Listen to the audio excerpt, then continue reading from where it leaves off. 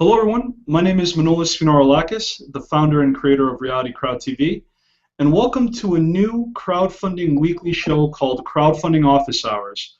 The purpose of Crowdfunding Office Hours is to provide an environment where anyone, regardless of their current journey in crowdfunding, can go to ask any sorts of questions, whether you're just hearing about crowdfunding and would like to learn more, or whether you're actually running a campaign and you're looking to ask additional questions.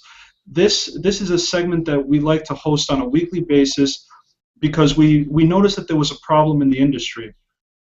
A lot of people are contacting us, but we aren't able to help everyone hands-on, so this is a mechanism to bring everyone in one place so that all the questions can be aggregated and answered accordingly.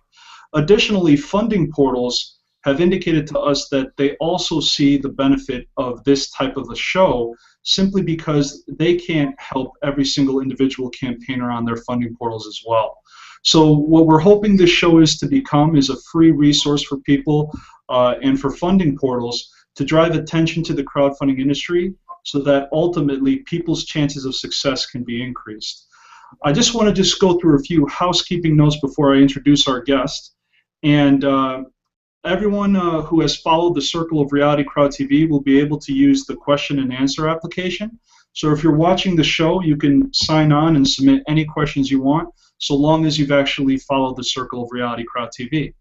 Additionally, I'd like to thank our sponsors who have joined us for this. And if you go to our event page, you will all see the many sponsors who are signing on. We have CrowdFundMe magazine. We have CrowdZoo, a crowdfunding portal. Headfunder, a crowdfunding portal, ultimatecrowdfunding.com, which is a blogging platform, Success with Crowdfunding, Crowdfunding Roadmap, Karma Crowd, another crowdfunding platform, One Day Two Legends, Future Crowdfunders, Learn to Play Music, Jay Moore, Patch of Land, a real estate crowdfunding platform, Startup Tool Shop, a great resource to get all these free resources, KickerCon, the actual event in Houston for crowdfunding, We Care Card, another crowdfunding portal, TrustLeaf, another crowdfunding portal, Sydney Armani from CrowdFundBeat, TrustLeaf, another crowdfunding portal, and Capipal, another crowdfunding portal. So as you can see, there's a lot of support for what we're doing here, and we're really trying to provide this amazing opportunity for people to really educate themselves on the crowdfunding movement. So now that we have a few more guests, I'd like to have everyone introduce themselves. And because Henry was on first, I'd like to introduce Henry Crocker, the Marketing and Communication Director of Social Revolution. Thank you for joining us, Henry. Oh, thank you. And feel free to tell us a little bit about yourself and tell us about why you're joining us today. Well, my name's Henry, and as you said, I do marketing communication for Social Revolution. We are just about completing the 7-day mark in our Kickstarter campaign. And just very briefly, what Social Revolution is we take original artwork from exhibit featured artists and we fuse it with all organic, eco-friendly, American-made clothing. Wonderful. Yeah, thank you for joining us. And you said you have a live Kickstarter and you have approximately, you're 7 days out of how many days total? Out of the normal 30. Wonderful. 3 more weeks to go, yeah. Great. Well, hopefully, let me ask you this. What would you like to get out of this show today?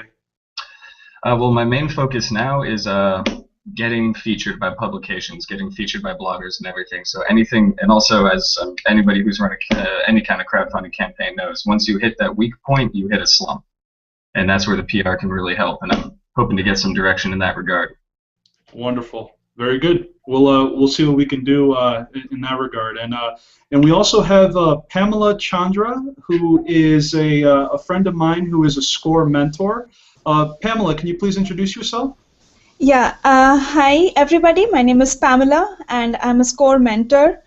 I did first get an idea about crowdfunding from Manolis, and it was an intriguing session that time, and from then on I've been following it quite minutely.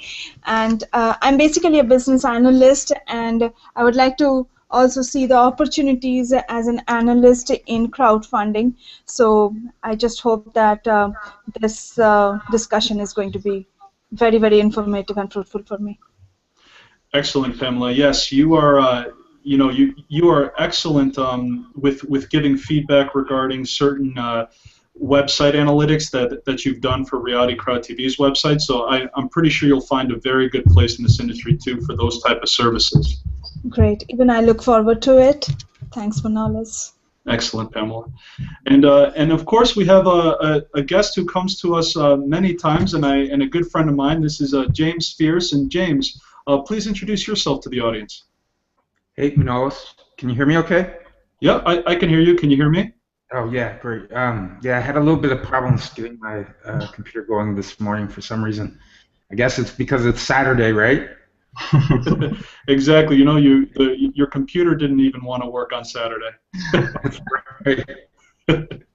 So I'm James Fierce. I'm the innovation coach. I help small businesses come up with unique and creative ways to grow their business if they're starting up, to start up their business. And crowdfunding is one piece of the equation. You know, when I go out and I talk to small businesses and entrepreneurs and I speak and I tell people about what I do, I tell them that crowdfunding is one of the most innovative ways that they can grow their business. And there are a lot of different opportunities that they might not even realize that they can tap into through crowdfunding. So I mean, I hype it up big time, right? Yeah, it definitely could be a great tool for a lot of businesses. And James, again, thank you for joining us. So we have actually a good group of people today. But just for the viewing audience, I always want to level set, and I always show the same video during the first few minutes because it's so clear and concise as to what crowdfunding is. So before we really go into any questions, I just would like everyone to watch this video so that everyone can clearly articulate what crowdfunding is for the viewing audience. So give me a moment. I will share my screen, and we will go to a White House video. Oh, should have had that actually up already. White House crowdfunding, and I will play the video as we speak. Crowdfunding is a concept that's been around for a long time. It's the idea of passing around the basket at church in its oldest incarnation, of a large crowd of people being able to contribute small amounts, which in aggregate meet the financial goal of any organization, group, or individual. And so when you look at crowdfunding and how it's evolved, the reason it's become a buzzword recently is because it's gone online, and so the potential of it has expanded exponentially. The crowdfunding bill is important for small businesses because it creates access to capital. Access to capital that currently is very hard to come by. The basic concept of what this will mean for entrepreneurs and investors is that an entrepreneur will post a description, a very thorough description of their business, the finances, the business plan, what they're going to do with the money, the budget, etc. And they're going to be able to share this opportunity with anyone they so choose. Most likely it'll be their customers, friends and family, might be Twitter followers, people who share an affiliation with them that they think might be interested, etc. The investor will then pledge a certain amount of capital that they want to invest. If the fundraising goal is met for how much money that entrepreneur is looking for, then the money will transfer to the entrepreneur. So it's an all or nothing arrangement. What I hope that America will now see is that after the SEC rulemaking period is done on the crowdfunding bill, approximately 9 months from now, and platforms can be created and launched that allow for crowdfunding, that entrepreneurs who currently feel like funding is a roadblock to them achieving their success can now have the opportunity to succeed. I strongly believe that crowdfunding is not just for high-tech businesses. I, in fact, think that the majority of people are going to be using this in the long run. The majority of businesses in the country are small businesses, and that's who can really take advantage of this. All right. So as you can see, that video, to me, is one of the most clear and concise ways anyone can explain what crowdfunding is to someone who may not have heard of it. And what's unique about that, too, is they're talking about also a different form of crowdfunding. But the reason why I mainly wanted to share that video is really the first few sentences. The way she explains what crowdfunding is brilliant. Think of the concept of passing around the basket at church, where a group of people contributes to an individual with a need. And put that concept online, apply it to things other than charities, such as creative projects, art, music, film, small business, and you have crowdfunding. So in this industry that we're in, it is so early in the crowdfunding industry that the first thing anyone should really do when they begin crowdfunding is clearly explain what that is to individuals who you're trying to have join your crowd, so to speak. So with that said, Henry, what did you think of that video? I thought it was good. As you said, I'd never heard that analogy before for crowdfunding. I think that's pretty accurate. I like that a lot. But as you said, it's not quite for a charity. It's more for like a problem that society shares, and when everybody identifies with it, then they're more than happy to throw money into it. And I think that's pretty much what it's all about. If you find a problem that resonates with people, they're gonna support you. You're absolutely right, and that is in stark contrast to the way capital has been raised traditionally. A lot of times, capital would be raised traditionally just by the numbers, just by a black and white criteria that didn't take into account, the aspect of making people really rally around a cause or rally around a mission or rally around a person, because there's a lot of other factors that people need to take into account when they're considering assisting someone in this endeavor. So you hit it on the head there, Henry. I actually also want to show your video because you're one of the because you're actually running an actual campaign right now on Kickstarter. I think it would be beneficial for all of us to look at that first before any questions are asked as well. So let me go ahead and do that. I'll share my screen and we'll play your video. Sounds good. Okay. This time I was prepared though, so we'll play this right away.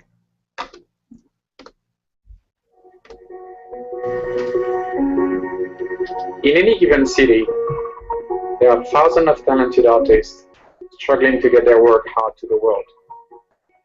And the truth is, we'll probably never get a chance to see any of their art. If you do find a piece you like, even the lower hands come with a hefty price tag. These mean artists aren't reaching nearly as many people as they could be. And this is what we want to change with Social Revolution.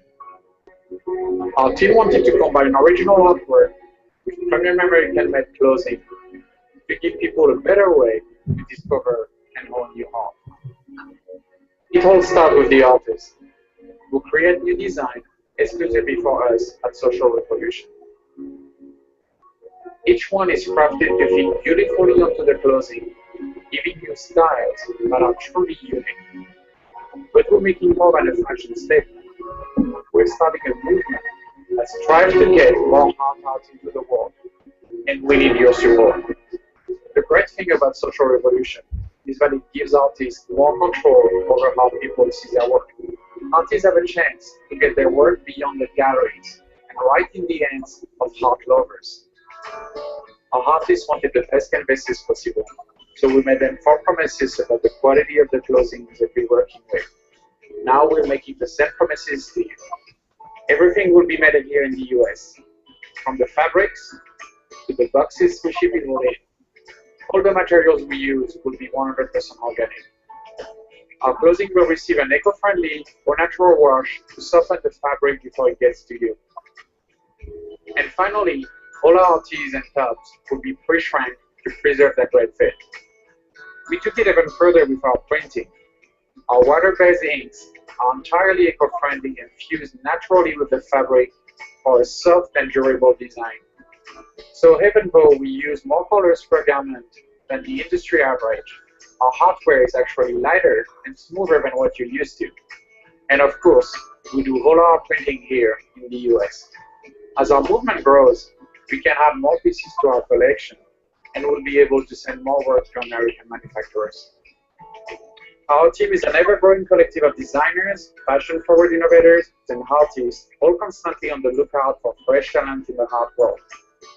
Social Revolution collaborates with artists from all over the globe to create exclusive artwork to be featured in our unique American-made hardware. We handle the printings, materials, and ever reach out to art lovers so our artists can focus on doing what they do best, creating art. We're making our first line available to you only through Kickstarter and at a significant value. Choose from our 3 unique clothing styles, 8 original artwork, and a range of color schemes to completely personalize your order. We're calling on artists to stand up and use their talent to make something that touches people directly. We want to work with you on our future artwork, and together we can grow social revolution into a movement.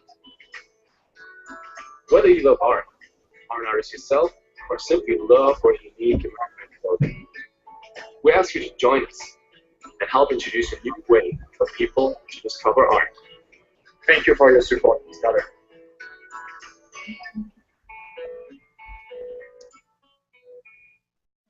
That was great. That was a beautiful video. I gotta admit, I really enjoyed that. Yeah.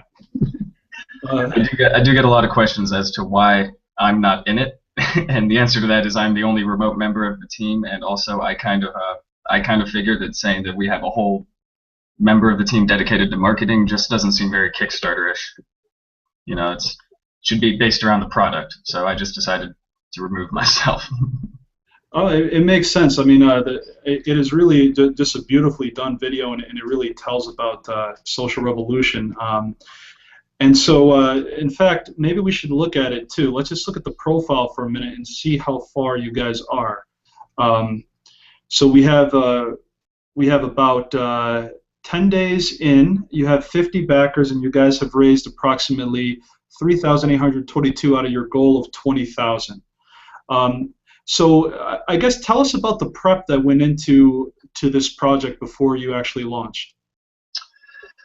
Well, the prep for the campaign itself was pretty much on me. I spent a lot of time. I spent several months writing and rewriting the campaign and trying to nail down the reward packages that fit best and everything, while the rest of the team was kind of working with the actual designs. And our founding artist, as you see right there, David Caffrey, he did the majority of the first wave of designs.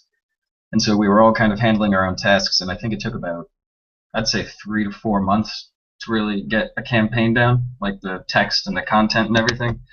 There's not too much text, so people kind of don't really understand why it takes so long, but when you're really trying to get your entire concept across in as little succinctly as possible, it's quite a challenge. I can most certainly relate. But you're right. I mean, it is a challenge because you have so much that this company has done and so much that the mission of the company is trying to do, that to actually be able to clearly articulate that in such a short time frame.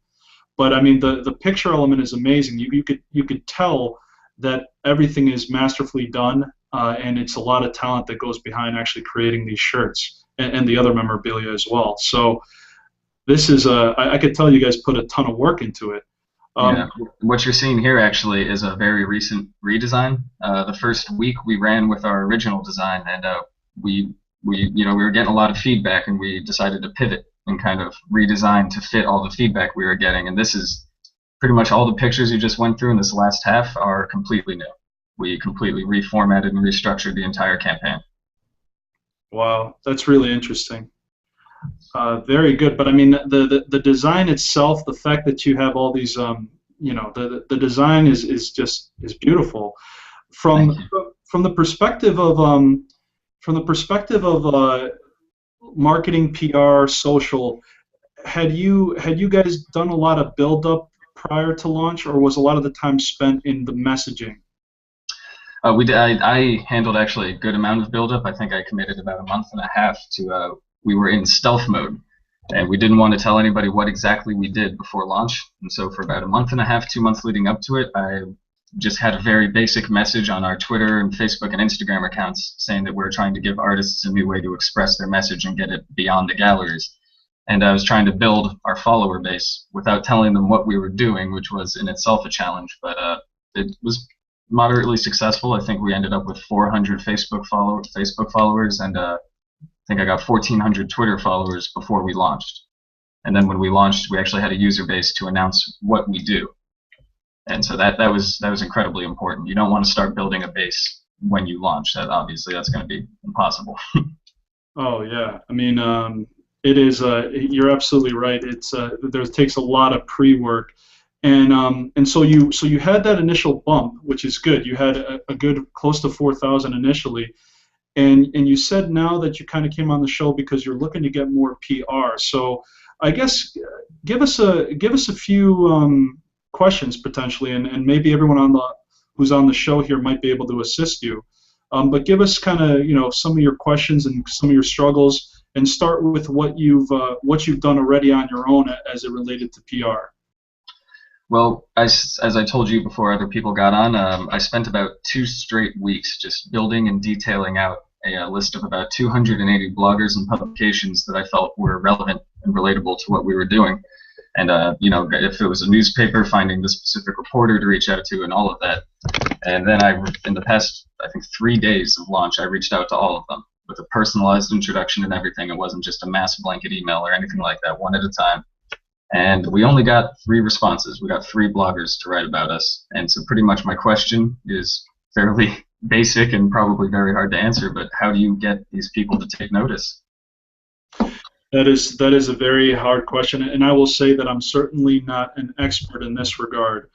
So before I give my answer, James or Pamela, do you have any experience with getting PR coverage, getting journalists, bloggers, and others to write about a certain issue? Or maybe even better, do you have a potential friend who might want to write about him now? Okay, Henry, how's it going? Yeah. Good. How are you? So I was involved in a very similar Kickstarter project with a fashion line. It was called Project X Squared. It was for Original Tomboy, and we were right at about the same point you guys are. I think after maybe a week or 10 days, we were funded at about the same rate you were. Our goal, I believe, if I remember correctly, was 25,000. Okay, very similar. The whole thing, and we made it. We actually exceeded it. We raised about 38,000, I think, eventually. Oh, great. What happened? What kicked us over the edge was we got onto the Kickstarter. What do you call it? The front page, or we got picked up by Kickstarter, right? They noticed. They noticed the project, and they did whatever they do. I don't know. I can't remember. It's been a little while. But as soon as they put us on their front page, man, it just took off. And I think what was unique about us was Project X Squared was kind of science-based. What's unique about yours that's very similar is it's not science-based, but it's very social, right? And social is huge right now. You guys are more than just a t-shirt company. You're a t-shirt company with a cause for artists.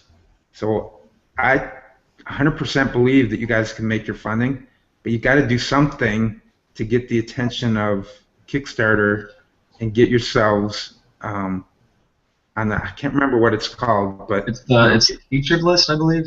Yeah, featured list. Yeah, exactly. So you need to get yourself on the featured list. I think one of the people who was working with us, I think he just wrote them he just stayed on their case, right? And he just kept on them and kept on them, and eventually we went on the featured list, and then we went crazy. As far as getting in touch with bloggers, again, it's all about. I think the key is your cause and the artist. And I don't know if any of the artists that you're working with, what kind of PR they're doing for you, but you should bring them in, to the fold as well, and ask them to see what connections that they have that you may be able to pull from. Yeah, we actually we're introducing a new artist this Monday. It's going to be a pretty big unveiling kind of thing, and he's pretty well established, and he has his own PR company on retainer, and they've already agreed to work pretty much pro bono for us, which is, that should be a major help. Wow.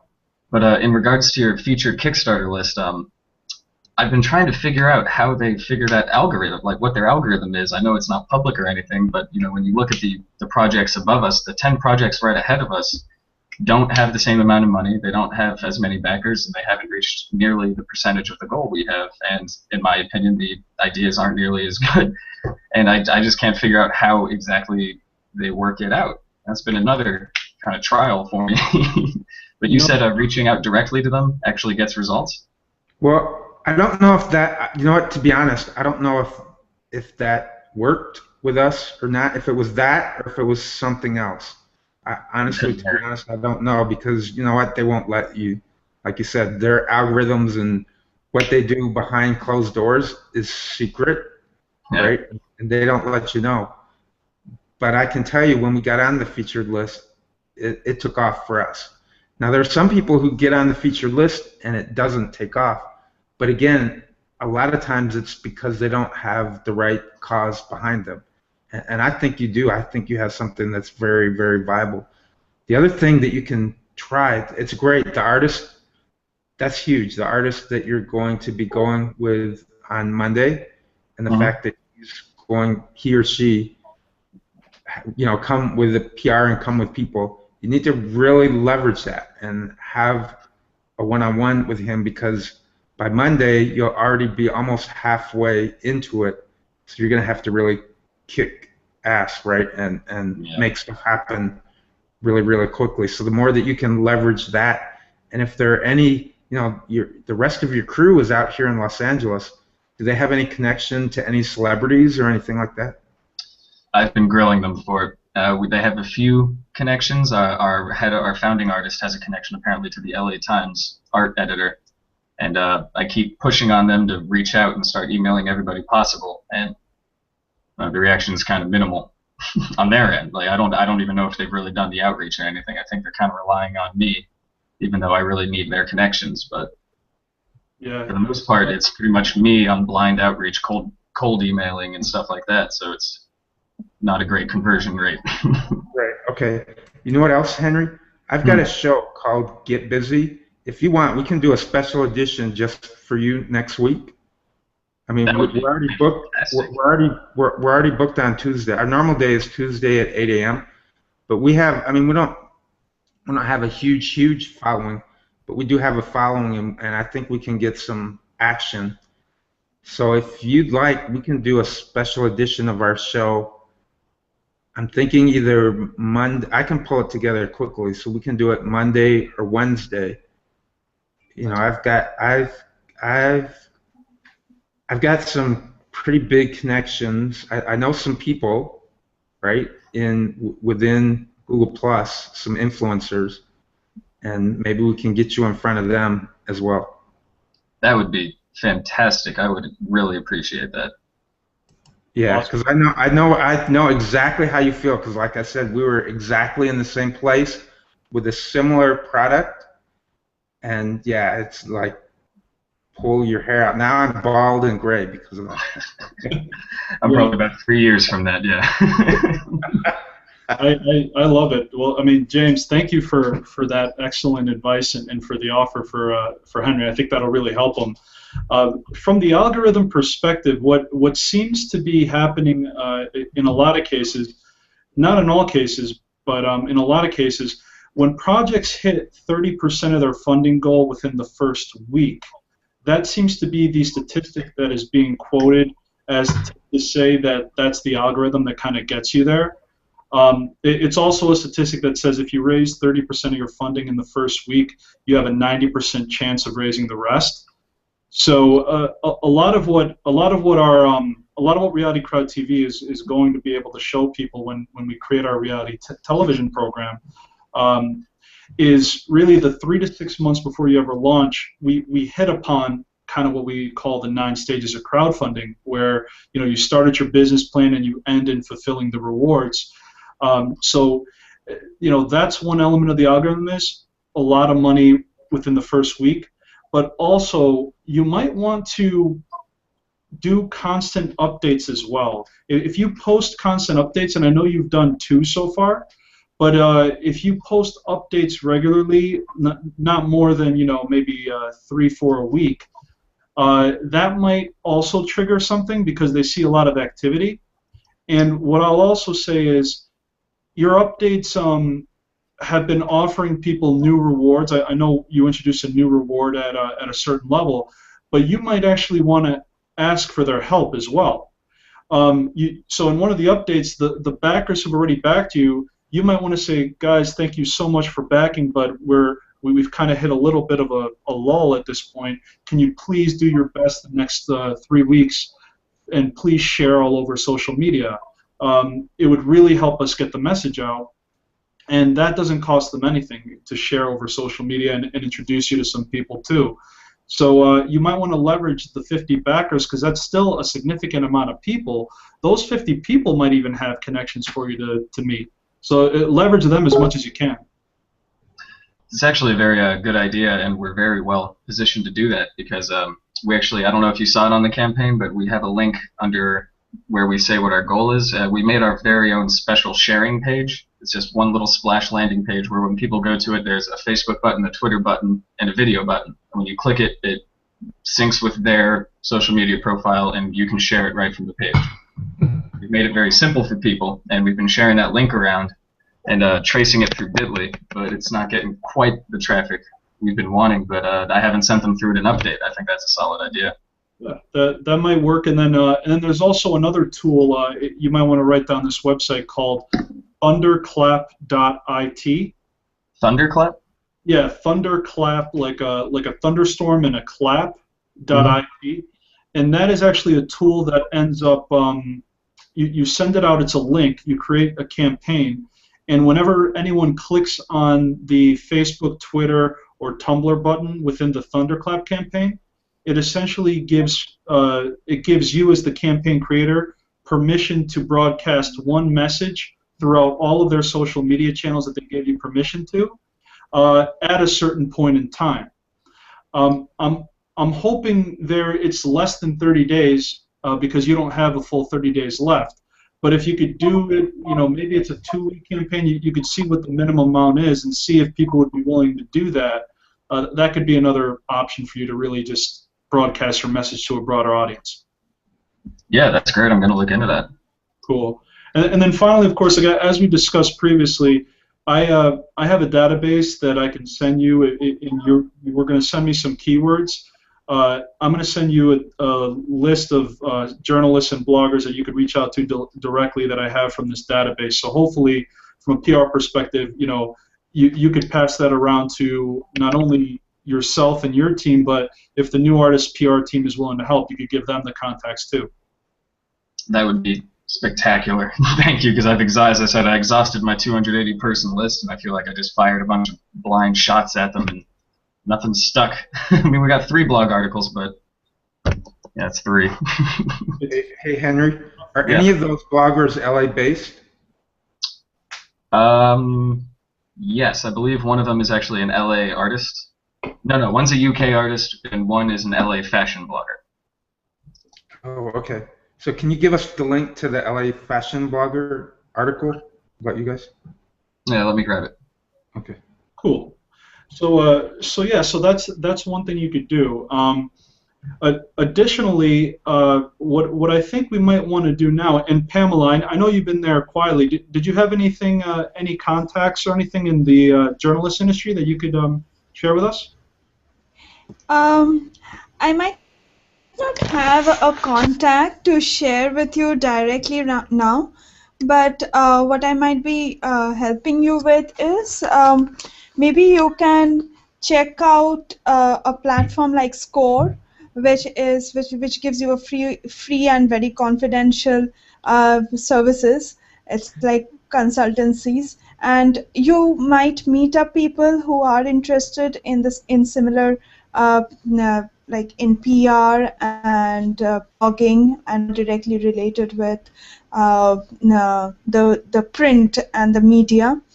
That might be an option, and the consultants over there are pretty much experts, and they might be able to give you a few more contacts over there. So like that can be one of the options that I can think of right now. Oh, Pamela, actually, this is funny.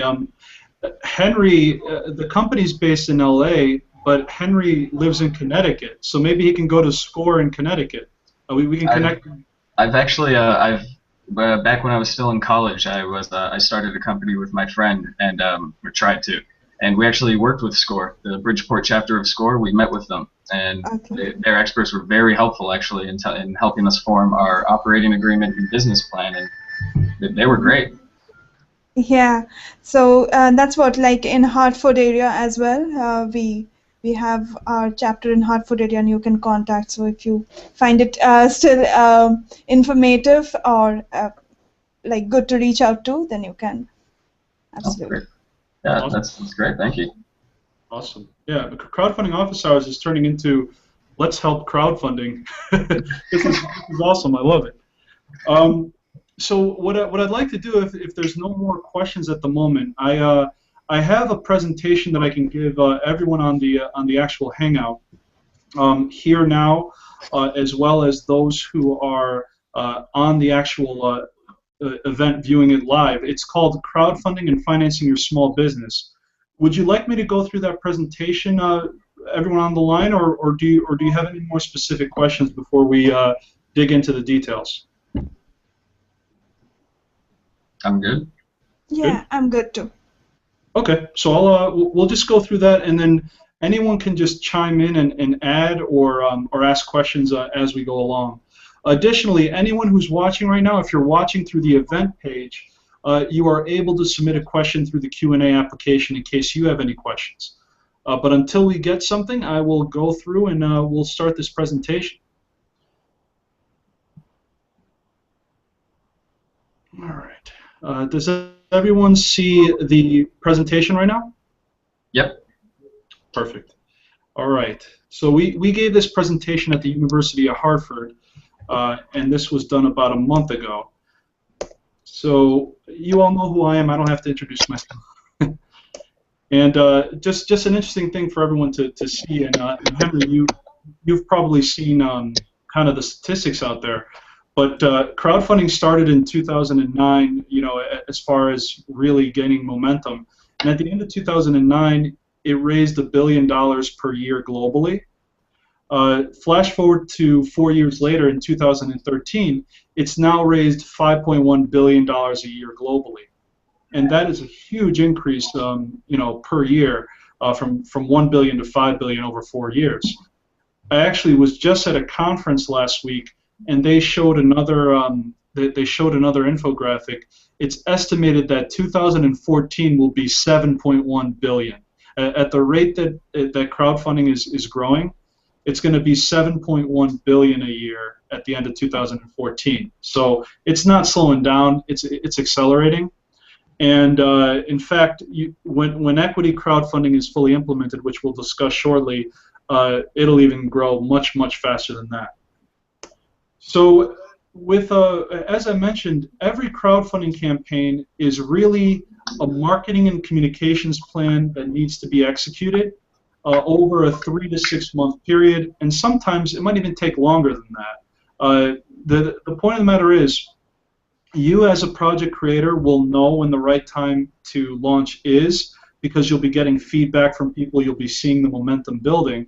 And so even if it takes, you know, 3 months, 6 months, or over greater than a year, whatever it takes for you to actually bring your project and your passion to life, that's how long it's going to take.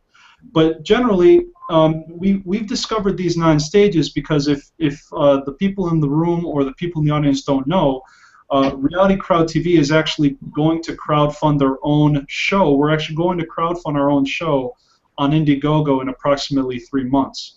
So we've been going through 8 months of pre-planning, really just meeting people, finding experts, finding entrepreneurs, and finding funding portals who might want to be featured in the show. So because we have to go through this ourselves, we said these are the 9 stages that we went through. We had to start with a business plan. We had to do our intellectual property, you know, secure the corporation, secure the logos and trademarks. We began building our social media, and from 0 to about, I think we're close to 17,000 followers on Twitter now. We have public relations, which as a result of our show, we've gotten some press, but as I mentioned, not nearly as much as we would like. Campaign strategy, which is really how am I going to get my message out there, how am I going to meet people, how am I going to really execute this. Networking and team building, the website development piece, the profile and video, and finally the fulfillment piece.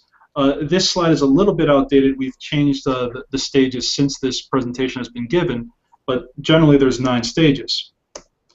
So for those people first coming to crowdfunding, you have multiple different types. You have the donation model. You have the rewards model, which is what Henry is doing right now on Kickstarter. And as our conversations have gone today, public relations is one of the most important pieces of this, followed by social media. But the 30% of funding within the first week of the campaign shows statistically that there's a 90% chance of success. And in this scenario, if social media has not been a focus, then you must focus on PR for sure, because that's the other way that you can essentially get people to write about you the week that you launch your campaign. Before I go on, actually, are there any questions on anything so far? Nope. Okay. The next side of this, which is really getting very exciting and is beginning to actually transform as we see it, is what is known as equity and debt crowdfunding. As a result of the 2012 Jobs Act, the government noticed how successful the Kickstarter model was getting, and they said, if it works for the donation in exchange for reward, could it work for an investment in exchange for equity, or an investment in exchange for issuing a loan and earning interest? So in the equity and debt space, the reward per se is actual ownership of the company and earning a return on that share. Or if you're loaning a company money, the reward per se is the interest that you would earn on the loan you're making to the company. So this is completely revolutionizing the way capital is being raised in America. And frankly, there's governments all over the world that are implementing similar rules. But what I find so compelling about this is that if you're a small business or an entrepreneur or an individual who has some sort of endeavor that is able to be equity crowdfunded, you now have another option from the banks. If a bank says no because their criteria is black and white, a lot of people just give up. If a venture capitalist says no or an angel investor says no, it really causes people to give up. But now you have this crowdfunding model where you can completely cut out the middleman, cut out the bank, and now it's people-to-people funding. Just like Kickstarter is people-to-people, this equity version of crowdfunding is going to be people-to-people. So there's a lot of amazing things coming down the pike. Right now, one of the only things that's fully implemented from the government is the general solicitation of accredited investors, which is individuals who make $200,000 a year or are worth $1 million in net worth, are able to invest in businesses through crowdfunding. I want to make a very important distinction. You have to, if you want to invest in a company raising money through crowdfunding, you have to be wealthy. But if you have a company that needs funding, you don't have to be wealthy. As long as you have a good business, you could bring your business on one of these platforms to raise money from wealthy individuals. So just because in order to invest you have to be wealthy, in order to actually raise money for your business, as long as you have a good business, you can raise money through Title II equity crowdfunding. The more exciting provisions to me are still being deliberated. Title II and Title IV essentially are allowing for unaccredited investors, meaning instead of only 8.7 million wealthy individuals who qualify as accredited in America, there's only 8.7 million of them. This unaccredited investor crowdfunding is saying anyone, regardless of income, will soon be able to invest in a private company through crowdfunding, which means 8.7 million versus now the whole population of America, close to 300 million plus people who would qualify. So this is really revolutionizing the way capital is being formed. That's cool. Yeah, completely awesome. I mean, do you have any specific questions on that, anybody? I was only aware of the accredited investor portion of the Jobs Act. I didn't know that they were actually opening it up to the general public. That's cool. Yeah, they are. I mean, it's some are saying it'll come as early as October 2014. Oh wow. So when that happens, amazing things are, small businesses and entrepreneurship, and I see that the last 5 years of slow economic growth is going to be blown out of the water. It's going to cause so much economic growth what's about to happen here. Yeah, it's democratizing the whole system. It's great. Yeah, it's basically, you're right. It's democratizing finance. So that's what's down the pike. I mean, debt crowdfunding is, instead of buying a share, you're just loaning a company money. And then royalty crowdfunding is an interesting option too. It is the ability to give a small business a loan in exchange for a percentage of the business's income.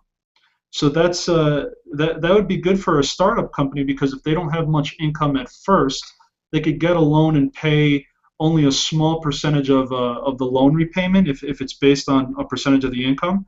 But then in the future, when they do get really rocket and rolling, then the percentage gets better for the loan or the investors. But it's really based on trust. It's investing in the individual and the company because these people believe in it. Oh. So there's been a lot of successful crowdfunding examples, and the one that most people have heard about and talk about is the Pebble Watch. I'm just going to show this one real quick, even though it's kind of overplayed in my opinion. So let me. I'm contributing to the problem of overplaying. But it's pretty incredible. So the Pebble Watch is a smartwatch that essentially was able to sync Apple, the iPhone, the iPad, your TV. It was able to sync up just about any gadget to a watch, and it was one of the most broadly publicized smartwatches to date. Now you have many others that have come out.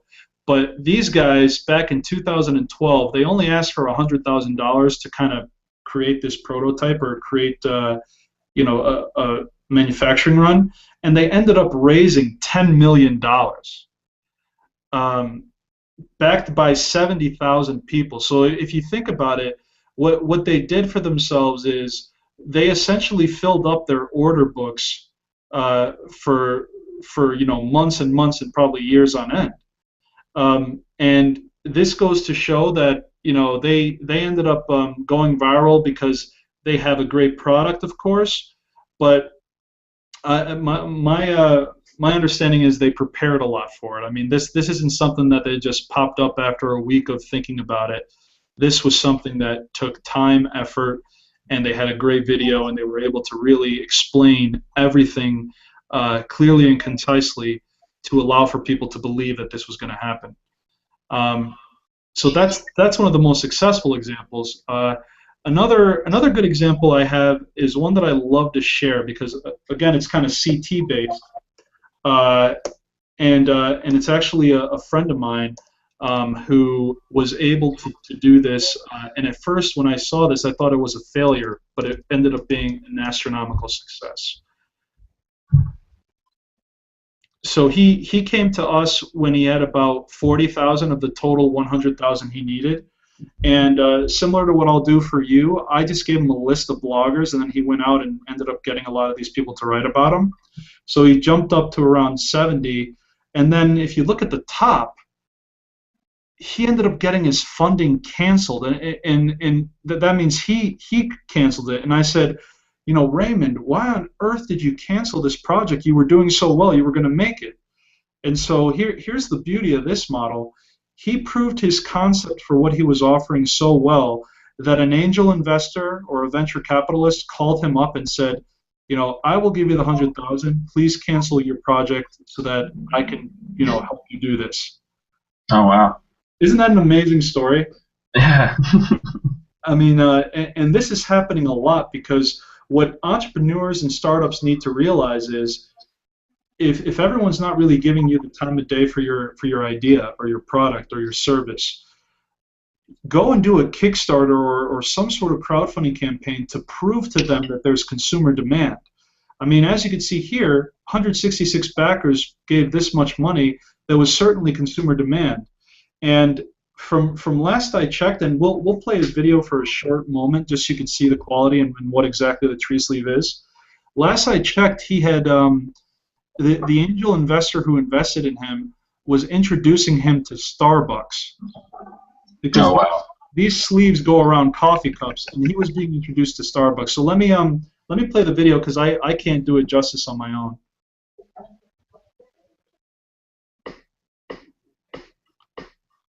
I've always been a frequent coffee shop visitor.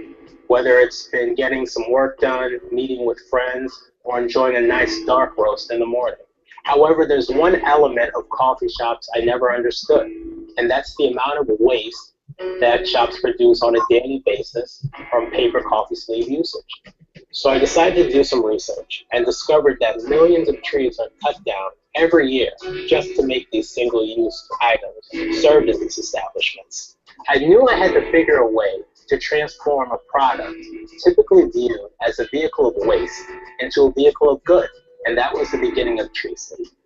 With Tree Sleeve, we are dealing with the biggest issue currently facing the planet, the safety and the security of our environment. As a team, we believe we can and we should do well by doing good, and it has never been easier for a consumer to do a little thing that makes a big difference. So now, let's take you through the end-to-end process of Tree Sleeve. Once sugarcane is harvested and processed at the mill, sugar is extracted from the sugarcane stalks and the remaining waste is typically incinerated. However, at Tree Sleeve, we source the cane waste and transform it into fiberboard, which is used to produce the product. Once a tree sleeve is used, its magic is still at work. The rounded spikes at the top of the product encourage entanglement with trash. Tree sleeves contain what we like to call earth root, which is an enzyme that actually speeds up the composting process. These elements help to break down all trash that tree sleeves encounter, leaving an incredibly positive mark on the environment. From the very first prototype a year ago, Tree Sleeve has been entirely self-funded. We are now in a position where we have the manufacturers, the tree planters, and most importantly, a superior product design that can help revitalize communities as well as empower coffee shop patrons on a daily basis. However, we can't move forward without your help. With each pledge, included is the opportunity to gift a set of tree sleeves to your local coffee shop. By doing so, you offer shop owners the opportunity to say goodbye to paper sleeves and offer customers a superior sleeve on the market today. Please help us turn what has been a dream thus far into a reality. Thank you.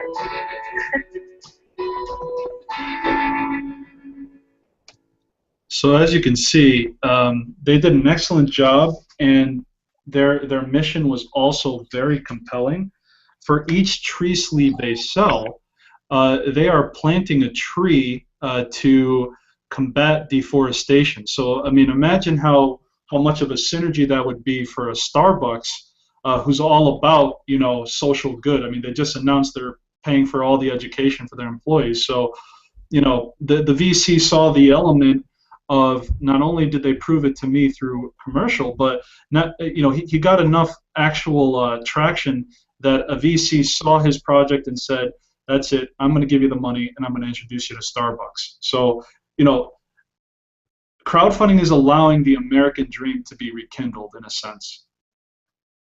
I mean, think of that. Like that young man, I mean, he's an entrepreneur, and he went ahead and he did something great, but now he might actually get the largest contract from Starbucks. Like that changes his life instantly. Yeah. I mean, so you know, these are the beautiful things that happen with crowdfunding if you put a lot of work in and you know, network. And I mean, as you know, tell us how hard it is, Henry. Tell us how hard you're working with a campaign. It's such a hard endeavor, and you're actually running one right now. Give us a little taste of how much work you're putting in. Well, I mean, it felt like a lot of work in like the 6 or 7 months of straight prep that we did for this one project. But then once it goes live, I mean, you are tethered to it 24/7. You know, if somebody does anything, if somebody reaches out to you on social media, it doesn't matter where they are in the world, what time it is where you are, you need to answer right away. You need to be responsive. If they back you in the middle of the night, you should have a Kickstarter app or something that wakes you up, so you can say thanks right away. You know, you constantly have to be pushing. You can't go a day without posting on social media, pretty much. You have to, and also you have to be, what we did with the whole redesign, you know, that's something that nobody really wants or expects to do. But if you get a bunch of feedback saying this, that, and the third, you need to act on it. You need to make the change. You need to pivot. And, you know, there's always something to do, and it's usually something you didn't know you were going to have to do the day before. Yeah, I mean, exactly. I mean, your personal life takes a bit of a back seat during the campaign too. I mean, it's literally, I work 9 to 9, and I get, and the time difference. You know, I'm on the East Coast, they're on the West Coast. So I work 9 to 9. I think I'm done, and then around 11 o'clock my time, they Skype me for a group chat. So it's a 12+ hour day every day, and I'm here on Saturday. This is not a day off. Yeah, that's what I was just about to say. You know, and this is what it takes. Like, people need to realize it's not a magic pill. Like, Kickstarter is not a magic pill.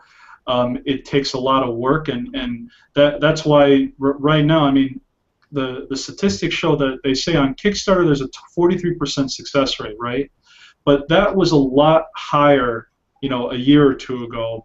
And why is it going down? Because as soon as people hear about crowdfunding and they hear that they could raise money on the internet for their passion, for their product, you know, products and services, they you know, hope leads to action.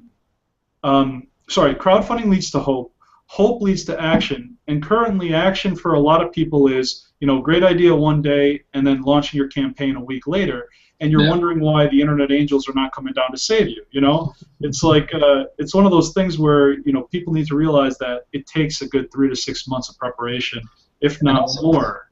You know. Also, like a lot of my friends, you know, they said, "Oh, you've been working on this for 6 months or whatever. So when you launch, you get to sit back and wait, right? You're finally going to be done." It's like, oh no.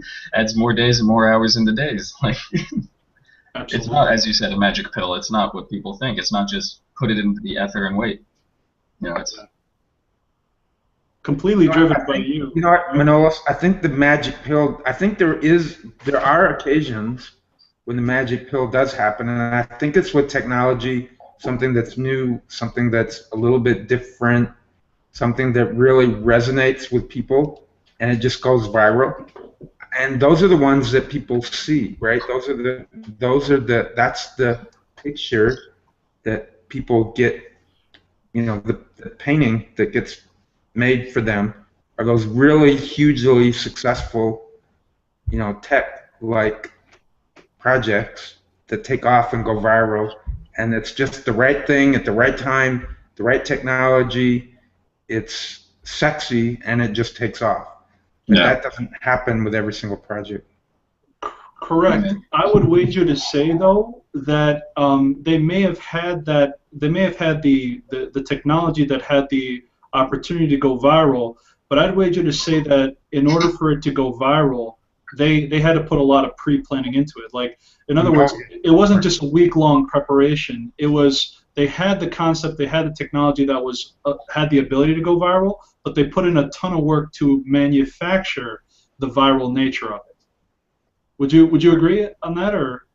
Yeah, oh, totally. Yes. Yeah. I think everything that you said, but they also hit the magic. They hit the, you know, when something goes viral, it's a matter of things coming together. Definitely, no, I agree 100%. You have to do the hard work up front.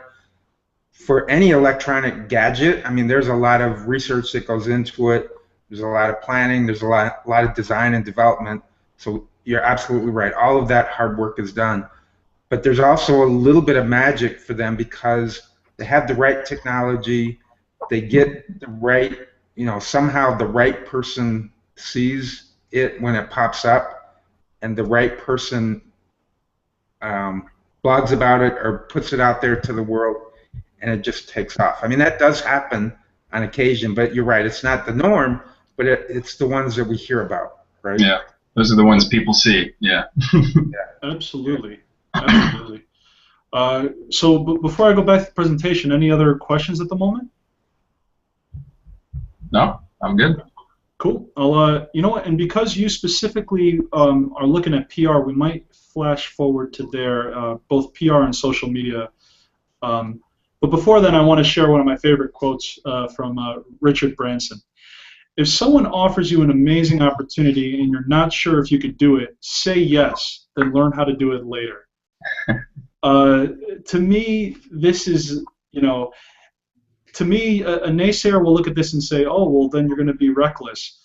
That isn't the nature of this comment. What he's trying to say is, we as people have the capacity to do things, but a lot of times our fear talks us out of it. And so even if you're not sure how to get to the end destination, but you can point to things you've done in the past and things you've achieved in the past that are similar, ultimately we have such great capacity as people that, you know, find a way to just say yes. Don't let your fear talk you out of a great opportunity, and that's the nature of this. So I just had to share that. I love Richard Branson. That's actually how I ended up in this situation now. The founder, I've been working with him for about 1.5 years in various capacities, and then when we were about to launch into Social Revolution, he asked if I wanted to head up marketing and communication. And I said I've never done that before. I was a film major in college, and he said that wasn't my question. And so here I am. See, that is awesome. Case in point. You have the capacity, and you're working very hard, and you're going to get the answers you need just because you know you can get it. Yeah. I mean, now if your wish was to beat LeBron James in a slam dunk contest, then I would say you're delusional. But that is perfectly in the realm of possibility. What you accepted as an assignment is, you're going to do it. By the way, because I'm going to go through all these different slides here really quickly, if anyone on the actual show or anyone watching right now, if any of you would like a copy of the presentation, please go to our website, which is in the event page, or you can just check out realitycrowdtv.com. Go to our website, fill out a contact form, and say that I watched the show and I would love a copy of the actual presentation. So please go ahead and do that if you'd like. So 9 stages of crowdfunding. You got your business plan, you got intellectual property. Let's talk about social media for a moment. Regarding how you manage your social media, Henry, are you using like a Hootsuite or a Buffer app, a scheduling tool? No, actually. I'm familiar with Hootsuite. I've used it before. I don't like it as much as in handling each social media individually. Okay. That. Hey, Henry. Yeah. Sorry, Manolis.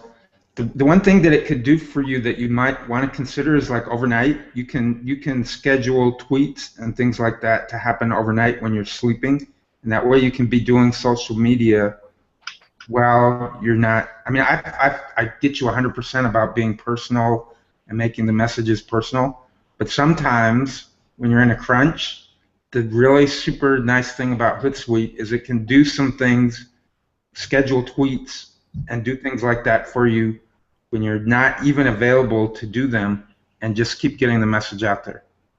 That actually is that's actually really helpful to hear, because we do have a pretty strong following in France and Germany, and that's when they're waking up in the morning. I'm asleep, and so I'm actually going to write that down. Thanks for that. Great. Yep. Great advice, James. And actually, for the viewers who might not know what Hootsuite is, it is a social media dashboard where, and the best way to do it is, let me just show you. As I speak, I'll show you my own Hootsuite account. But it's a social media dashboard that allows you to manage multiple social media accounts in one place, and allows you to actually post one message that then goes out to many, many different social media accounts. So what we're going to do is we'll just do a quick demonstration. I'm going to use my Twitter handles here. And Henry, what is your Twitter handle? At social with an E at the end, and then Revol, R-E-V-O-L. At social, and can you spell the last piece? R-E-V-O-L. So is that the correct spelling? SOCIALEREDOL? V. V is in VHS. Oh, social rebel. Okay, cool. Yeah. Thanks for being live on our show.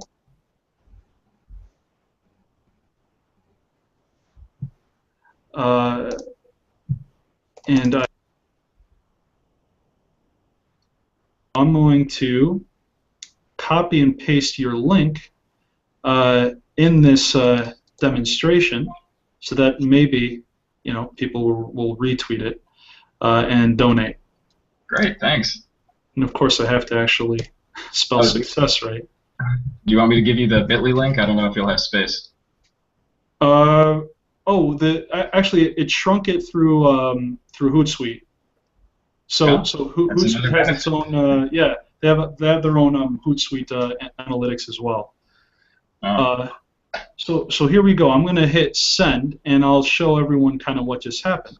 If we go to Twitter, I selected 3 of my social media accounts, and I'm pretty sure that it went out on all 3. So let's take a look. Yep, I just popped up for me. Yeah, so there we go. Thanks for being on our live show. Love your project. And then when someone clicks on this link, they're taken directly to your campaign.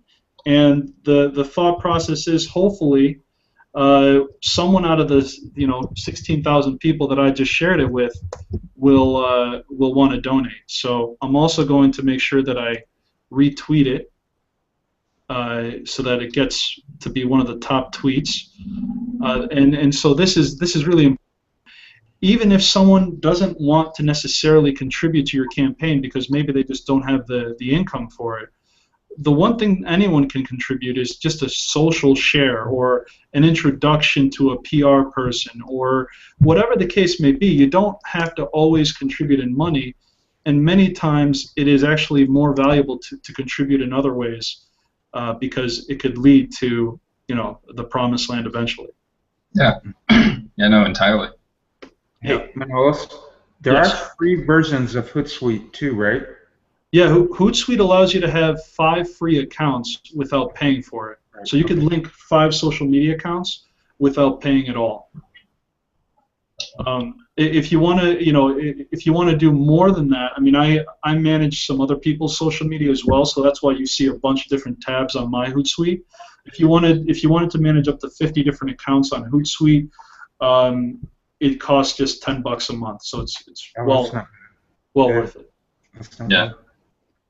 So yeah, so that'll hopefully help you manage it too a little bit more. But the point that you made though about the personalized, in this slide here, you should only link to your site or other sites between 15 to 20% of the time. The focus should not be on social broadcasting, but rather social engagement. So Henry, you've been doing a lot of engaging, which is really what social media is about, like building relationships. You would only use the Hootsuite for your generic tweets, like, hey, you might want to mention one of your previous backgrounds and say, hey, thanks so much for donating at this level. Can you please share our link, to some other people you might want to know? Like, you could use it to just schedule those type of communications in advance, but you would still want to go to each account and individually meet new people and engage and chat with them and find ways to kind of spread the message of the company. Yeah, no, that sounds pretty solid, actually. I'm going to look back into Hootsuite. Cool. Yeah, and then, the brilliance is you can use the Hootsuite, like Manolis said, you can use the Hootsuite for the broadcasting part that you definitely want to do and put out there. And then that can trigger engagement as well. I mean, I think people are too quick to say, yeah, I don't want to automate because I want to keep it personalized. But you can do a nice combination of both, right, Manolis? Yeah, yeah, I mean, yeah, absolutely. Exactly. Yeah, it's important that yeah, it's definitely important that you're not all about just pushing your pushing the Kickstarter link, because then you just get marked as a spammer, right? Yeah. And then no one's going to want to help you. But as you kind of get to know more people and you ask about them and you figure out what they're doing, like you might even want to team up with other campaigners and just become brand ambassadors for each other. So some people like to even say, a dollar for a dollar or a share for a share, or whatever the case may be. There could be a way that you can help each other by forming little strategic partnerships on social media. Yeah, that's. Oh, continue. Sorry. Well, I was going to piggyback on that and say, are the artists? So here's something that I didn't notice and I scanned through the Kickstarter, and I didn't notice that there was a story about any of the artists who were involved, right? And maybe it's there. I just scanned through really quickly, but I didn't see that, because stories sell, right? Stories sell huge, but I didn't see a story about any of the artists who did any of the work on the T-shirts. Maybe it's there. Maybe it's in the video. Maybe I just missed it. But no, I didn't. You didn't miss it. It's that's actually a lot of the feedback we've been getting, and that's why we're doing a big unveiling this Monday of our new artist. Is we're going to make the section about the artists a lot more so. We're introducing a whole nother video actually, including that's all about this one new artist, shows his process, his story, and everything like that. Because exactly what you just said, that was a lot of our feedback. Yeah, perfect. Because stories, it's all about the story. So, but another way that you can get the story, if it's not necessarily in the Kickstarter, is you can get the artists involved with their social media, and you can feature them on your social media posts, right? So on your Facebook posts, on your Twitter posts, you can tell the story of the artist. You can tell the story of how the art came together for the shirts, right, and the story behind it, because I think that'll help sell to the artist story, the story of how the art was created, and what is compelling about the art, right? Yeah, you're 400% right, and it's a shame we didn't realize that beforehand. We were just focused on the concept and the product, but you're right. Kickstarter's all about the story. And it's never, you know what? It's never too late. It's never too late. We're all works in progress, and that's one of the reasons why Manolis does what he's doing today, right? The kind of what is this, Manolis? The Crowdfunding Office Hours. The office hours. Thank you. Right. For this exact reason, right? For this exact reason. So it's never too late. Like I told you, we were in about the same position as you guys are. So yeah. So definitely some food for thought for you. Yeah.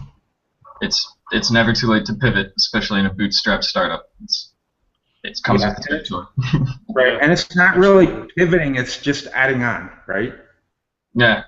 Yeah, it's shifting our focus a little bit, just saying, oh yeah, and here's the information. By the way, amazing artists, here's what they're all about. Yeah, exactly. Awesome. Very, very good feedback.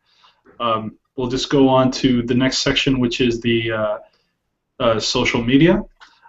The public relations. So, speaking of that, the message map and communications plan.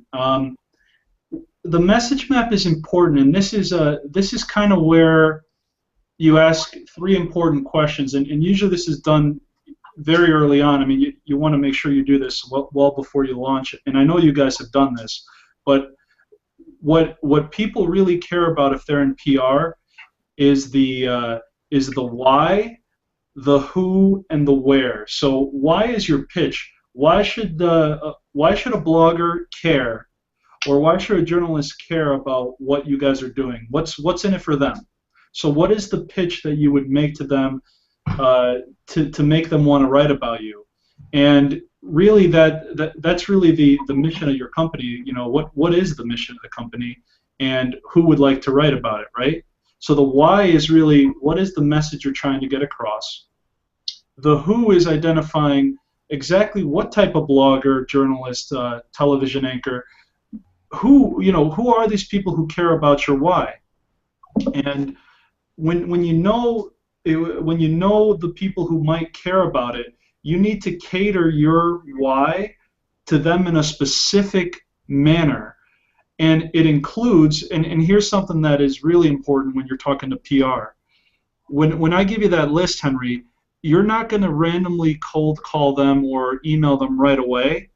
You're going to see all the information that you get from this list, and you're going to have to actually go to their publication and read one of their articles, and just try to understand, like, you know, who are they, what did they recently write, and when you understand how they write and what they're interested in, the first thing you're going to do is massage their ego and say, you know, hi John Smith, I just read your article about fashion, and I loved your point about this, and I really love your writing. I'd love to have a chance to kind of share with you our current project on Kickstarter, which really would resonate with you and your audience. Yeah, no, entirely. That's what I tried to do with the majority of my 280-person list, and it was pretty taxing, took a lot of time, but I think it was worth it. Definitely worth it to personalize it. Yeah, the personalization is key. And then here's the other frustrating piece. The follow-up.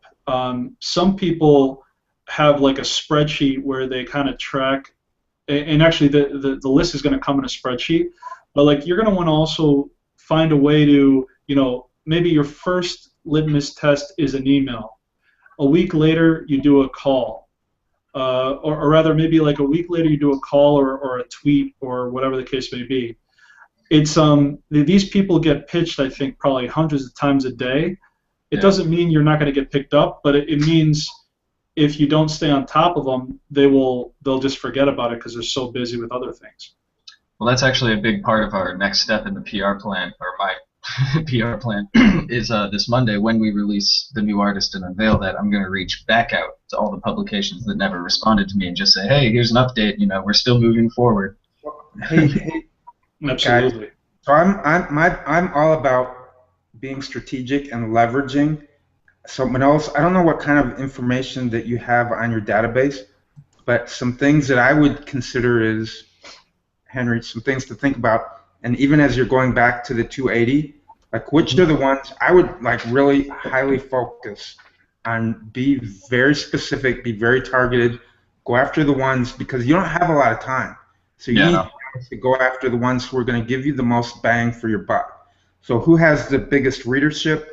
Who has the most amount of engagement with their people? Who is most aligned with your cause? Do you know what I mean? I would really I would try to narrow both of these lists down to like maybe 10 or 20 and just like beat the heck out of that 10 or 20. I actually have them all on the list and listed of on 1 to 5 their relevance and their amount of readership and traffic. I used compete.com to find out how much monthly traffic they get approximately, and I gauged that against their relevance to what we're doing.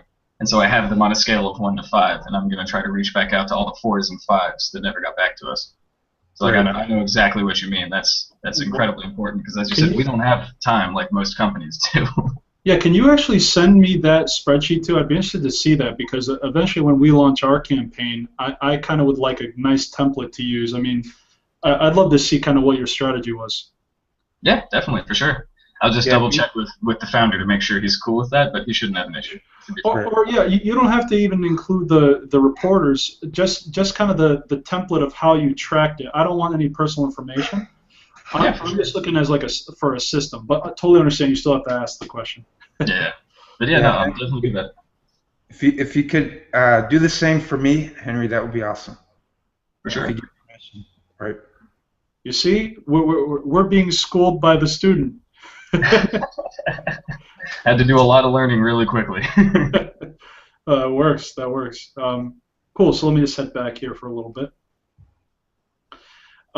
So then, now as far as what you guys used for your press releases, one service that I like to use, but it costs some money, MarketWire.com. Essentially, for if you send out a press release with less than 400 words, it's about you could select a geographical city or state to post it in, and it costs about $195.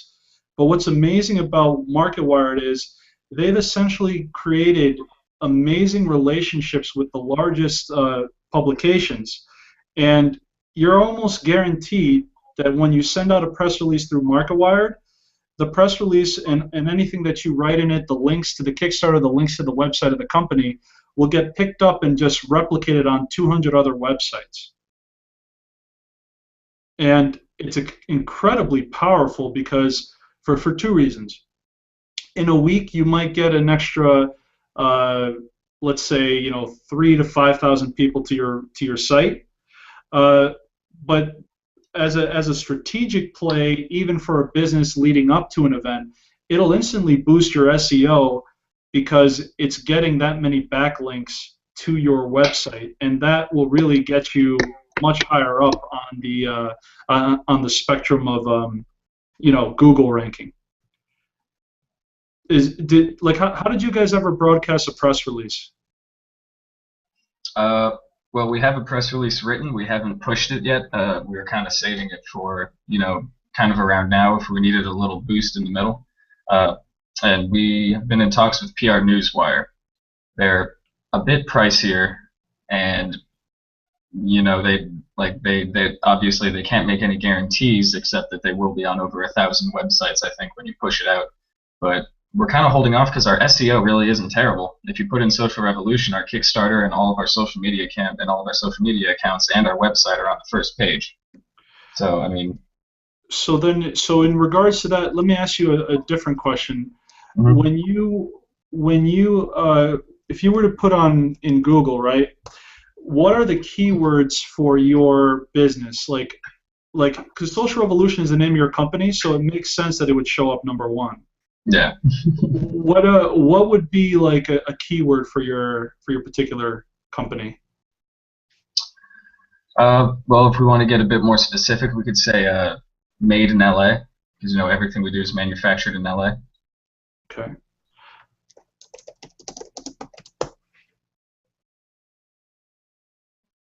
So that's actually a very hard keyword to get.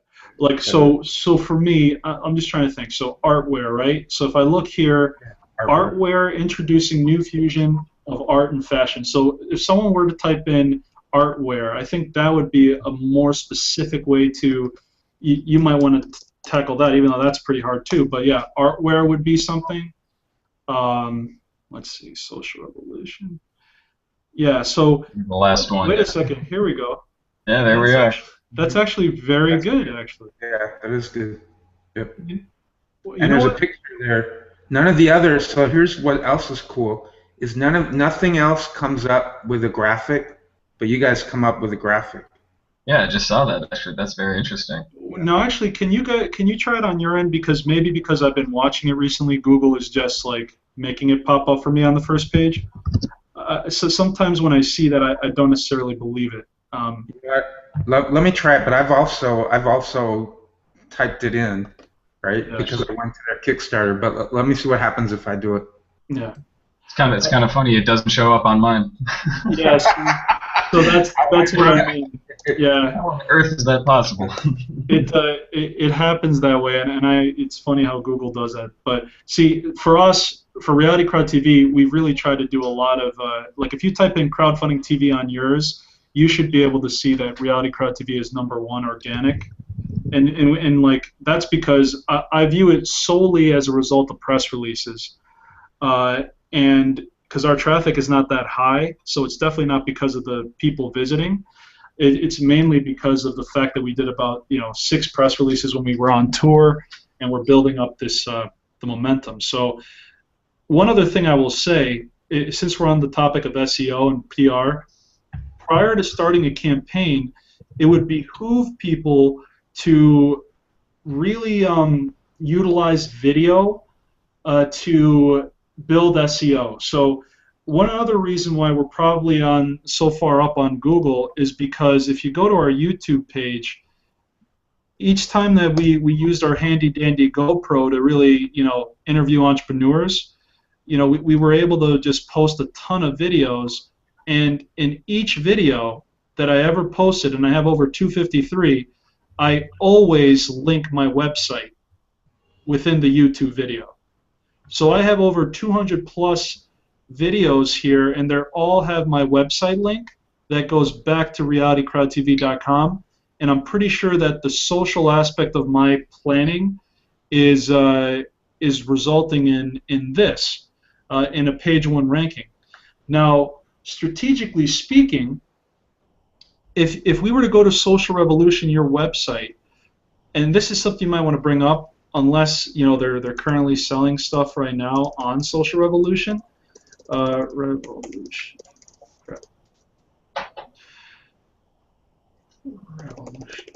Are you guys currently selling on Social Revolution? Like, do you have any products or services yet? On the actual website, no.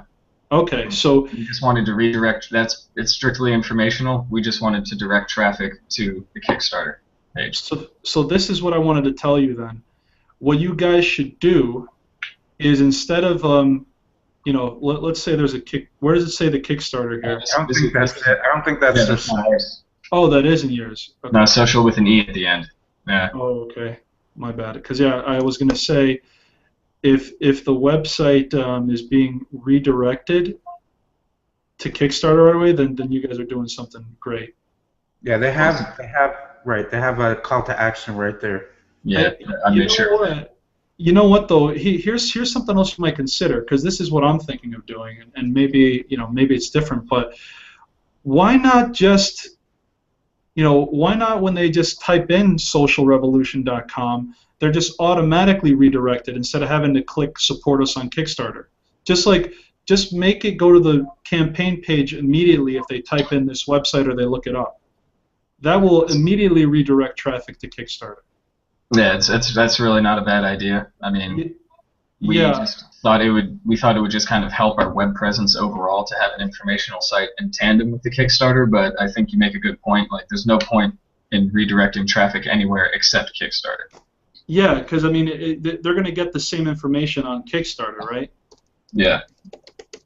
Let me just check it out. Revolution. Well, we took the opportunity to get a bit more in depth with our descriptions. Like, we list down the website as pretty much a feature by feature list of what we do.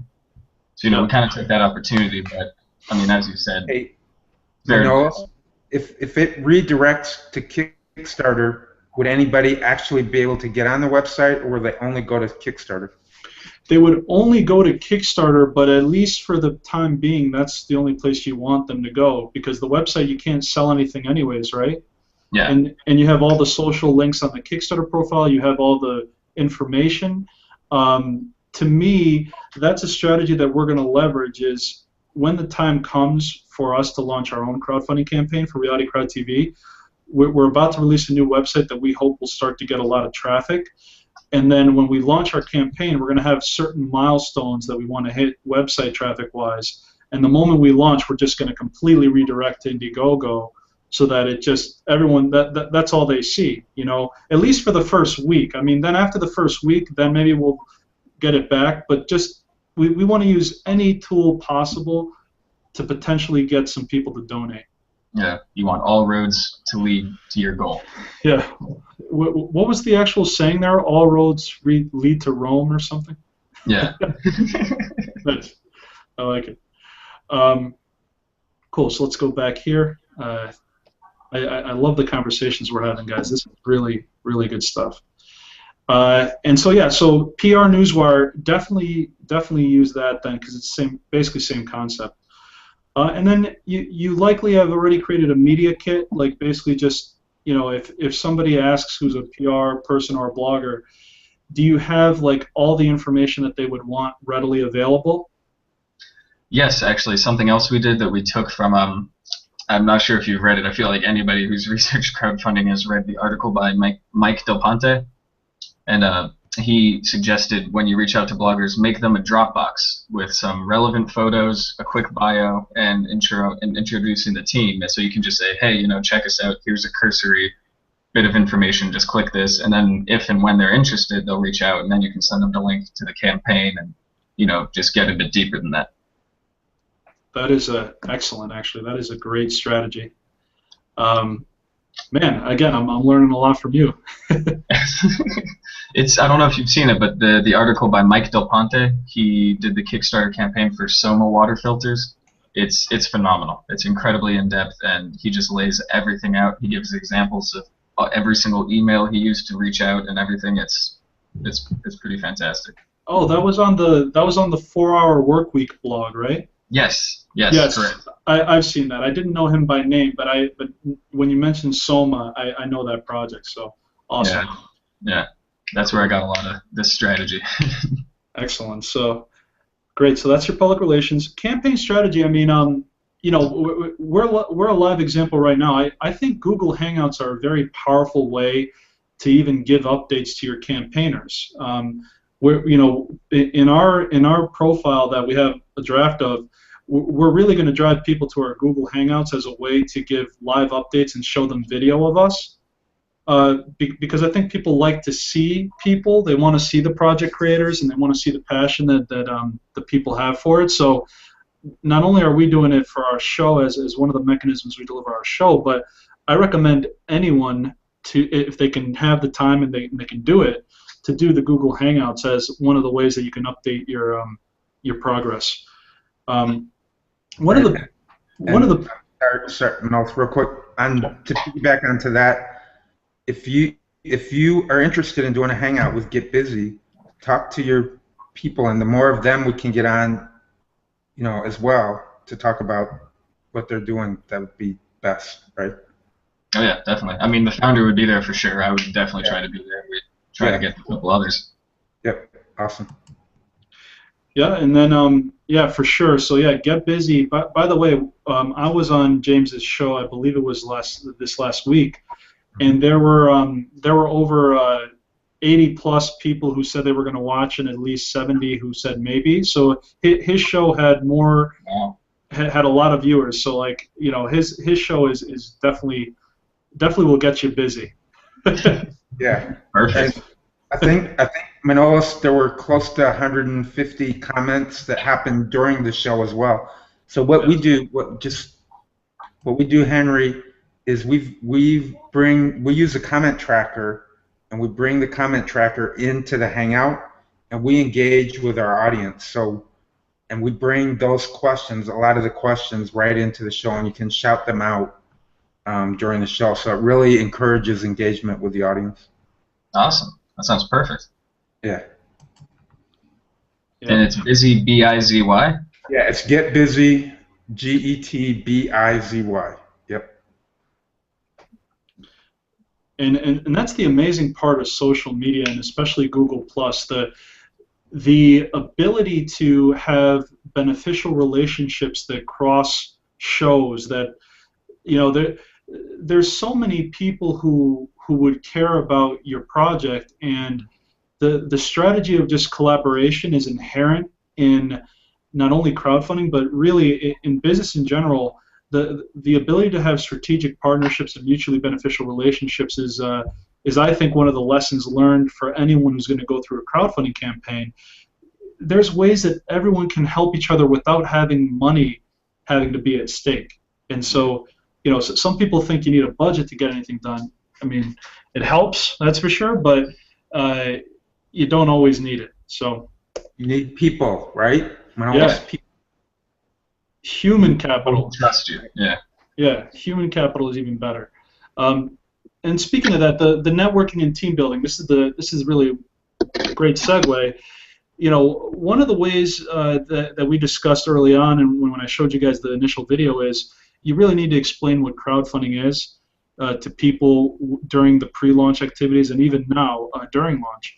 And that's really what I like to call the first token of value. In 2 years from now, so many people will know about crowdfunding that it'll be like, yeah, I know what it is. They'll say, you don't have to tell me what it is.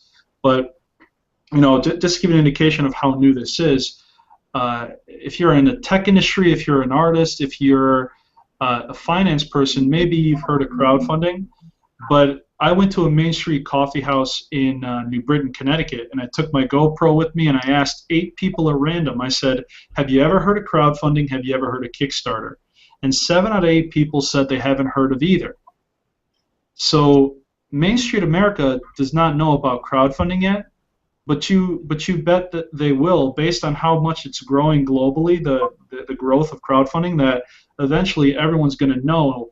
But at least for now, the strategy is, if you're going to start crowdfunding this early in the game, which is definitely doable, you need to really use this as your way of collecting people's information. Give them that piece of value, tell them what crowdfunding is, and then say, if you're interested, I'd love to kind of keep in touch with you. I can keep you updated, and if you wanted to learn how to do it yourself, I'd be happy to have you kind of practice on my campaign. And that's how you build a team. You provide a avenue for someone to safely help you on your campaign, so that they can learn it for themselves when they want to end up launching their own. And you know what? You want to do as much as you can without the funds. And this is where video comes in again. If you could really spell out the journey of the founders, the journey of yourself, how much work you're doing through video, it just adds that layer of credibility that you're not just talking about doing things, you've actually done things, because we could see it through a video. So it's really important. Web development, of course, you guys have a beautiful website. The only thing I would say is, if there is enough traffic, you might want to redirect to your site. Yeah. Profile and video, you already have done a great job on that. Thank you. And then the fulfillment piece, obviously, before you ever launch a campaign, you want to make sure you price your rewards based on how much it's going to cost to actually fulfill the reward, and you want to be accurate too on approximately when you could deliver on it. So that is the presentation. A very just general overview, but I think it gives you a good indication of how in depth the crowdfunding campaign really is. Any questions on anything? Not only about the show, but any additional questions at all? No, I mean oh, sorry. Sorry. Please go ahead. Oh, I was just going to ask James, what information you really need for me to move forward? Like, do you have an email where I could reach you at? Yeah, it's real easy. Fierce, last name is Fierce, FierceJ @gmail.com. And you know, we're going to hang out in the green room for a little bit after the show's over, and we can talk about some specifics. Okay, perfect. Cool. And then Pamela, you were going to say something? Not much, but then as you know that we have gone through this video earlier as well, and so I mean the presentation, and so I had an idea, but yeah, it was good to get Henry's point of view and see him open up and understand. I think we were a whole lot of consultants consulting him, so it was good, I think. Yeah. I liked, you know, I really liked the fact that that we had really, you know, Henry, this was great for you. You were the subject of this whole powwow we had, so this was great. I wasn't quite expecting that, but it works for me, yeah. Yeah, absolutely. And you know, one other question for you, before you launched, how did you know when the right time was to actually hit the launch button? Like, did you have any kind of metrics or indicators, or a way that you kind of said now's a better time than later? Like, how did you make the decision to launch when you did, and or maybe was it just you had to because that was just the time frame in which to launch? How did that work out? It was kind of a mix of metrics and had to. We wanted to launch in mid to early May, and we just kept hitting hiccups with you know, just the whole process, the final designs, final touches on everything, and so pretty much by the time everything we decided was ready and good enough, we had our minimal viable, what we were willing to put out there, we hit launch. You know, because we were already about 2.5 weeks, 3 weeks later, and you know, there's always hiccups. The designer will say he'll be done then, but you know, then you say, oh, but these 3 little tweaks need to be done, but he has to go on vacation because he thought he would be done by then. Mm-hmm. So pretty much as soon as we thought it was good enough, we hit send. We hit launch. Makes sense. And actually, actually, Pamela, you go ahead. Yes, Manolis, thanks for bringing up this topic. Actually, this is again a very key area wherein we entrepreneurs often falter, and then we find ourselves in a very tricky situation. So the time, quote unquote, to launch or to start a launch and to know where it is, where our business is currently, is actually a big number game. And it is being ruled by statistics, and there are a whole lot of data which currently various crowdfunding platforms are collaborating together, and they are bringing in matrices just to give you the statistically indicating factors, okay, that shows you that, okay, this is the right time, this is the optimum level of your web presence, and this is the do's and the do nots of say like which is statistically indicated. Okay, so that can be your assumptions in your business plan or in the assumptions in your daily operation and similar stuffs. So and that is one key area, and I think analytics, crowdfunding analytics can be a really useful tool in that. So that is one area to check out. So while we understand that we are collaborating with many teams who are taking their own time, we can always push them, okay, no, this is the right time and you have to do it right now.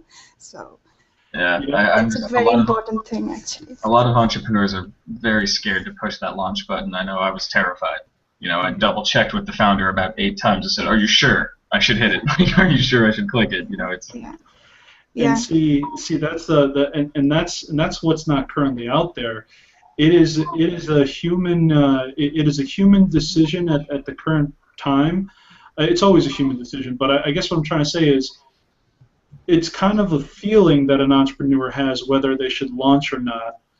But it's not. A lot of times, it's not guided by analytics because there's simply no real tool per se that someone can plug in all of their data points into and with certainty get a spit out or a printout to say, because you have this many social media followers, because you have this many blogs written about you, because your website traffic is this much, you have a 50% chance of success. Whoever creates that, and I know there's people who are interested. Pamela, I could tell, is interested. Whoever creates that and can make that increase the chances of success and really allow entrepreneurs to know when the right time to launch is, that would be such a critical element because, there's still going to have to be the actual decision to launch on the project creator because there's a lot of things that statistics can't, track, like, and maybe there'd be a way to do this in the future, but the personal conversations you have outside of like social media, no one knows like kind of what you're doing outside, the people you're calling, you can't really track that, but maybe they could track the number of minutes you're on the phone, and maybe that could be an indication of, well, it looks like the guy's hitting the phone hard. Hopefully he's not just calling China and talking to like a phone sex line or something. There's different things to do. Yeah. If I can jump in here for a second. Sometimes the deadline is based on you have to ship. If you wait forever, if you wait till the statistics are right, you may not hit it because you have a product and a project that has to get out there. You have, I was also in fashion, and you have to get the line. The other thing that comes into play with fashion, right, are timing, like fall, spring, winter, and That's exactly what we were up against. We needed to launch for summer. It's an LA-based company that does mostly T-shirts. We had to be in time for at latest middle summer. So we had to go. It was out of our hands. Yeah. Right. Yeah, exactly. So yeah, there are other factors. So in some cases you must launch, but more often than not, project creators say they have to launch because they're just so passionate about it, but technically they could potentially delay it. I know, believe it or not, we were supposed to launch in January of 2014 for Reality Crowd TV's crowdfunding campaign, and I spoke to multiple people who looked at it and are like, it's a great idea, great concept, but no one knows you. No one has a clue who you are. How are you going to get your message out? And then that was when we started this show. Actually, that feedback made us realize that we're a show, but we don't even have a show at the moment. Like, what the heck are we doing? We're putting our hands out without showing any proof that we're serious about creating this program. So like those are the distinctions that you have to do as much as you can without the resources that you really need to take whatever your endeavor is to the next level. And so it's so funny. I thought it was going to be do or die. I have to launch at this point, and then next thing you know, it wasn't do or die, and now we have benchmarks that we're trying to hit before we launch. So it's not based on statistics, the benchmarks. It's just my own personal kind of hurdles I want to get over. I want to hit at least 1,000 Google Plus followers. That's just my own arbitrary benchmark. I want to hit, let's say 10,000 Facebook, let's say 20,000 Twitter. Until I get that, I don't want to launch. But what that does by putting certain benchmarks on yourself, it forces you to find a way to get there. It kind of challenges you as someone to say, these are the benchmarks. I'm not going to launch until I get it. I'm not going to launch until I'm below 500,000 Alexa ranking. I'm not going to launch until blah, blah, blah. And what's amazing about that, though, is it creates the amazing opportunity to become someone greater than who you currently are, so you could achieve that And guess what? If you could achieve that for yourself and your project, you're going to have a job at any company. The company's going to see, holy crap, the guy did this. Suddenly, any company's going to say, I want your knowledge. You didn't know what the hell you were doing when you started, but you set those parameters and you got there, and now I think you're a valuable person to my brand. Similar to kind of what happened with you, Henry. Like, you know, they saw whatever you were doing for them on Guru as something that was valuable, and they said, we believe that Henry can, his work ethic is someone that we believe we should bring on for this project. So kudos to you as well, Henry. Thank you very much. Cool. So, all right, if there's no further questions, I'm just going to take one last look at the Q&A app. And actually, there is one. So this is the question from Stephen Caggiano. Stephen is a good friend of mine, great guy. He said, have you found any comprehensive analytics for crowdfunding? Currently, the closest I've seen is a friend of mine named Albin. He has a website called fundcaster.com. I don't know if it's up and running just yet, but he is in beta. So if you go to fundcaster.com, that's Albin's website. I know there's a bunch of other people as well trying to get into the space, and I think everyone's going to do it a little bit different because ultimately every company is going to try to make an assumption on what makes a crowdfunding platform successful. So one person might say these analytics are more important. Another person might say these analytics. And so yes, so great question, Stephen. The one that I know top of mind at the moment is fundcaster.com. Any further questions from the people on the show? Well, you covered a lot of bases. Okay, great. And so I'll give you, Henry, I'll give you all a last word. Where can they go and find your campaign, Henry? If you go onto Kickstarter.com and you search for Social Revolution, that's social spelled correctly with an E at the end, social, then we should pop right up. Awesome. You can also look for us on Facebook, Twitter, and Instagram, and we have a Google Plus account. We're launching a Pinterest soon. Awesome. Great. James, last words for you and where people can find you? Last words. Okay, so you can find me at Google Plus. James, just Google James Fierce or Google #GetBusy, and that's how you can find us. And check us out. Like I said, I'm going to talk to Henry in the green room. We'll figure out when we're going to do our emergency Get Busy show. Henry and crew. And so look out for that as well. Awesome. And Pamela, any last words from you? It was a good show and informative. And yeah, the point of view of an entrepreneur is actually very important to understand how they can use crowdfunding as a platform. So yes, it was a good one. Thank you so much. Excellent. Thank you as always, Pamela, for joining. Thank you, meeting all of you. Yeah. Oh, thank you. Great. So everyone, again, thanks for our guests. For you viewers out there, again, we do this for you. Crowdfunding Office Hours is really here to help people, to be a resource that if you're either just starting a campaign, just learning about crowdfunding, it's here to help you and answer any questions that you have. So thank you all for watching and thank you for joining us. Until next time, dream it, believe it, achieve it. Have a good one.